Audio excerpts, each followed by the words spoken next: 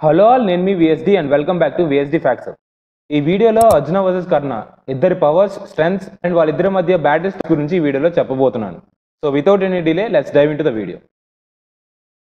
Last week release అయిన కల్కి 2898 AD మూవీతో మంచి బజ్ క్రియేట్ చేశారు నాగ్ అశ్విన్ గారు. ఆల్మోస్ట్ అందరూ ఈ పాటికి మూవీ చూసే ఉంటారు. క్లైమాక్స్లో అర్జున వర్సెస్ కర్ణ సీన్తో ప్రభాస్ గారికి ఇచ్చిన ఎలివేషన్ అయితే వేరే లెవెల్ అసలు. నిజానికి కర్ణుడు అర్జున్ని ఓడించగలడా, వాళ్ళిద్దరి మధ్య జరిగిన బ్యాటిల్స్ గురించి తెలియాలంటే వాళ్ళిద్దరి స్కిల్స్ కంపారిజన్ చూద్దాం. ఈ బ్యాటిల్కి నేను మెయిన్గా వాళ్ళ యొక్క బ్యాక్గ్రాప్ స్టోరీ, వాళ్ళ యొక్క గురువు, ఆర్మర్, ధనస్సు, అస్త్రాలు, ఫిజికల్ స్ట్రెంత్ని కన్సిడర్ చేసి కంపేర్ చేస్తాను. Number 1 background story. కర్ణుడి బ్యాక్గ్రాప్ స్టోరీ చూసుకుంటే పూర్వజన్మలో కర్ణుడు సూర్యుడి కోసం తపస్సు చేసి 1000 కవచాలను వరంగా పొందిన దంభోద్భవుడు అనే రాక్షసుడు. దంభోద్భవుడిని చంపడానికి విష్ణుమూర్తి నరనారాయణులుగా జన్మిస్తాడు. 999 కవచాలను డిస్ట్రాయ్ చేస్తాడు. దాంతో దంభోద్భవుడు సూర్యుడిని వేడుకుంటాడు. ఇదంతా త్రేతాయుగం చివరిలో జరిగింది. ద్వాపర యుగంలో సూర్యుడి అంశతో దంభోద్భవుడు కుంతికి కర్ణుడిగా జన్మిస్తాడు. ఆ తర్వాత స్టోరీ మన అందరికీ తెలిసిందే. ఇక అర్జునుడి బ్యాక్డ్రాప్ స్టోరీ విషయానికి వస్తే దంభోద్భవుడిని చంపడానికి పుట్టిన నరనారాయణులో నరుడే అర్జునుడు, నారాయణుడు కృష్ణుడు. నరనారాయణులు ట్విన్స్. సో పూర్వజన్మలో కర్ణుడు రాక్షసుడు, అర్జునుడు దేవవంశ కలిగిన వాడు.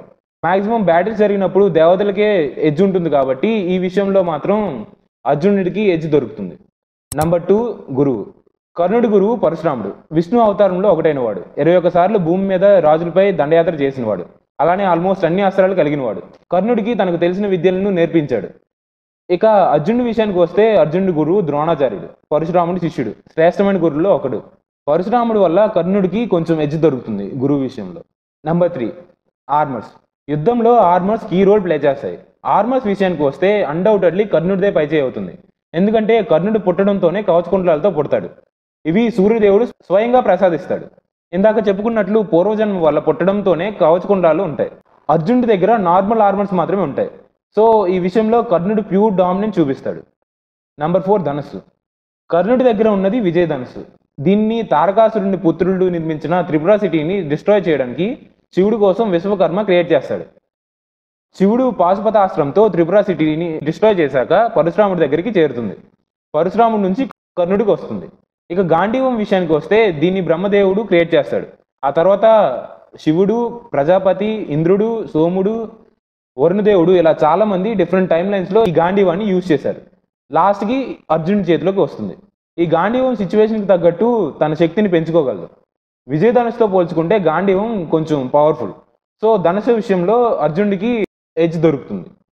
నెంబర్ 5 అస్త్రాలు. ఇక అస్త్రాల విషయానికి వస్తే ఇద్దరి దగ్గర ఆల్మోస్ట్ సేమ్ అస్త్రాస్ ఉంటాయి. ఆర్ఎల్స్ ఆపోజిట్ పర్సన్ దగ్గర ఉన్న దానికి కౌంటర్గా అస్త్రాస్ ఉంటాయి. సో అస్త్రాస్ విషయంలో ఆల్మోస్ట్ ఇద్దరు ఈక్వల్గానే ఉంటారు. అయితే వీళ్ళిద్దరికి బ్యాటిల్ జరిగితే ఆ బ్యాటిల్ డెఫినెట్లీ ఒక పెద్ద బ్యాటిల్ అవుతుంది.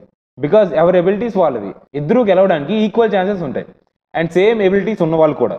కానీ మహాభారతం ప్రకారం వీళ్ళిద్దరికి హెడ్ టు హెడ్ స్టాట్స్ చూసుకుంటే వీళ్ళిద్దరికి మధ్య 11 టైమ్స్ బ్యాటిల్ జరిగితే అందులో అర్జునుడు 10 టైమ్స్ గెలిచాడంట.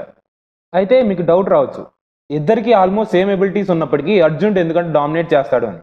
చాలా మంది దీనికి రీజన్ కృష్ణుడు అని చెప్తారు. కానీ కృష్ణుడు లేకపోయినా అర్జునుడు కర్ణుడితో కవచకుండలాలు ఉన్నప్పటికీ కూడా ఓడించిన సందర్భాలు ఉన్నాయి. అర్జునుడు ఎప్పుడు తన ఎబిలిటీస్ని, స్కిల్స్ని ఇంక్రీజ్ చేసుకోవడానికి చూస్తాడు. Discipline person. వేరేస్ కర్ణుడు చూసుకుంటే తన ఫోకస్ మొత్తం అర్జునుడి ఎలా ఓడించాలి అనే దాని మీదే ఉంటుంది. మేబీ అర్జునుడి డామినేషన్కి ఇది కూడా ఒక రీజన్ కావచ్చు. ఇక ఫిజికల్ స్ట్రెంత్ విషయానికి వస్తే కర్ణుడు మజిలర్ బాడీతో అర్జునుడి కన్నా స్ట్రాంగ్గా ఉంటాడు. ఇన్ కేస్ ఇద్దరి ధనుసులు వాళ్ళ చేతుల్లో లేకుండా హ్యాండ్ టు హ్యాండ్ ఫైట్ జరిగితే మాత్రం కర్ణుడు అర్జునుడిని ఓడించగలడు. సో ఫైనల్లీ ఈ వీడియోకి ఇంతే గైస్. ఈ వీడియో మీకు ఇన్ఫర్మేటివ్ అనిపిస్తే మన వీడియోని లైక్ చేయండి అండ్ అలానే మీ ఫ్రెండ్స్తో షేర్ చేయండి. ఇలాంటి మరిన్ని వీడియోస్ కోసం మన ఛానల్ని సబ్స్క్రైబ్ చేసుకోండి. పర్సనల్లీ మీకు కర్ణుడు ఆర్ అర్జునుడు ఎవరిష్టమో కింద కమెంట్ చేయండి. ఆర్ఎల్స్ వాళ్ళిద్దరి మధ్యలో బ్యాటిల్ జరిగితే ఏమవుతుంది, ఎవరు గెలుస్తారన్నది అన్న మీ ఒపీనియన్ అయినా కింద కమెంట్ చేయండి. ఆర్ఎల్స్ వాళ్ళ గురించి మనం చెప్పని అండ్ మీకు తెలిసిన ఇంట్రెస్టింగ్ విషయాలు ఏమైనా ఉంటే కూడా కింద కామెంట్ చేయండి. Thank you for watching. Next వీడియోతో మళ్ళీ కలుద్దాం.